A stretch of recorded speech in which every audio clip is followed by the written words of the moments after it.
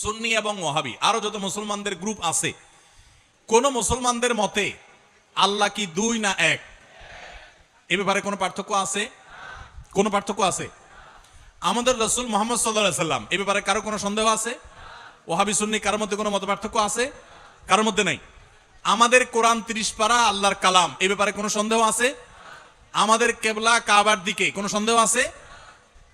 এরকম মূল আমি তো 100টা বিষয়ের কথা আপনাকে এখন বলে বলে শোনাতে পারবো ইনশাআল্লাহ, যেই বিষয়গুলোতে মৌলিকভাবে ওয়াহাবি বলেন, সুন্নি বলেন, অন্য বিভিন্ন নামের বিভিন্ন রকমের বলয় বা গোষ্ঠী মুসলমানদের মধ্যে বিভিন্ন চিন্তা দর্শন বলেন, কোনো পার্থক্য আসলে, তাহলে মৌলিক সব বিষয় যদি এক হয়, শাখাগত বিষয়ে বুঝের পার্থক্য থাকতেই পারে।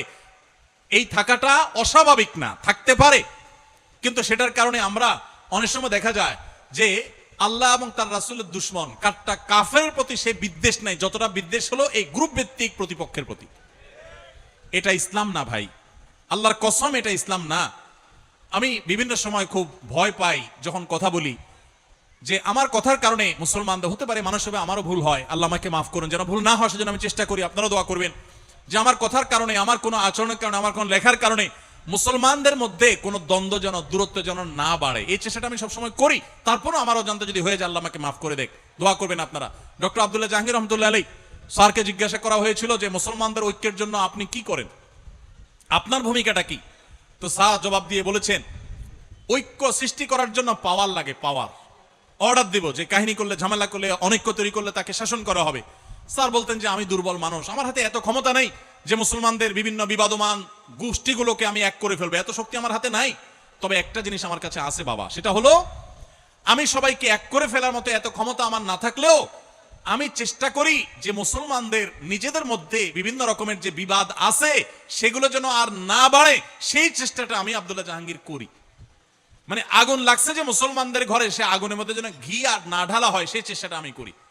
তো স্যারের এই কথার অনুসরণটা আমি করার চেষ্টা করি। অর্থাৎ সাধারণত কারোর নাম ধরে, কোনো গোষ্ঠী নাম ধরে কারোর সমালোচনা, বিশোদ্গার, মাহফিলে, মিডিয়াতে, টিভি চ্যানেলে, অন্য কোথাও সাধারণত না করার চেষ্টা করি। এরপর যদি কখনো হয়ে যায়, বুঝবেন ওইটা আমার মিস্টেক, বুঝবেন মানুষ ওইটা আমার ভুল, এবং সেই জন্য আমি অনুতপ্ত। আমি কখনো এগুলো চাই না ভাই। আবারও বলছি, আদর্শিক ভিন্নতা থাকবে, আপনাকে আমি আদর্শে কম্প্রোমাইজ করতে বলি না। আপনার ঈমান, আপনার আকীদা, আপনার মানহাজ, আপনার চিন্তাধারা, এটার উপর আপনি অটল অবিচল থাকেন, কিন্তু কোন অবস্থাতে মুসলমানদের মধ্যে বিভেদের প্রাচীর তৈরি করবেন না। আল্লাহর ওয়াস্তে নতুন করে বিভেদের প্রাচীর আর তৈরি করবেন না। সমস্ত কুফুর, অপশক্তি আজ একাট্টা হয়ে গেছে, শুধু আমরাই বিভক্ত। আমাদের এখন বিভক্তি দূর করে একেবারে গলাগলি করে কাছে আসি হতে হবে, আমি এমনটা বলছি না। আপনি আপনারটা করেন, উনি ওনারটা করুক, মত পার্থক্য আপন জায়গায় থাকুক, কিন্তু দিন শেষে মনে রাখেন উনিও আপনার কেবলাকে কেবলা মনে করেন, উনি আপনার রাসূলকে রাসূল মনে করেন, উনি আপনার আল্লাহকে আল্লাহ মনে করেন, উনি আপনার কোরআনকে কোরআন মনে করেন, উনি আপনার হাদিসকে হাদিস মনে করেন। আপনি 5 ওয়াক্ত নামাজ ফরজ মনে করেন, উনি 6 ওয়াক্ত মনে করে না, 4 ওয়াক্ত মনে করে না, উনিও 5 ওয়াক্ত নামাজকে ফরজ মনে করে। উনি ইসলামের 5 রকমের কথা বলে, আপনিও 5টার কথা বলেন। মৌলিক সব বিষয় আপনার সাথে তার মিল আছে, কিছু বিষয়ে যে অমিল আছে, পার্থক্যের জায়গা আছে, আপনি সুন্দরভাবে যৌক্তিকভাবে প্রমাণ দিয়ে, দলিল দিয়ে, যুক্তি দিয়ে, আপনার কথা দিয়ে, অনুপম আদর্শ দিয়ে, আপনার হিকমা দিয়ে, আপনার প্রজ্ঞা দিয়ে, আপনার জ্ঞান দিয়ে আপনি আপনার ভাইকে, যিনি ভুল পথে আছেন বলে আপনার মনে হয়, আপনি তাকে বোঝাবার চেষ্টা করেন।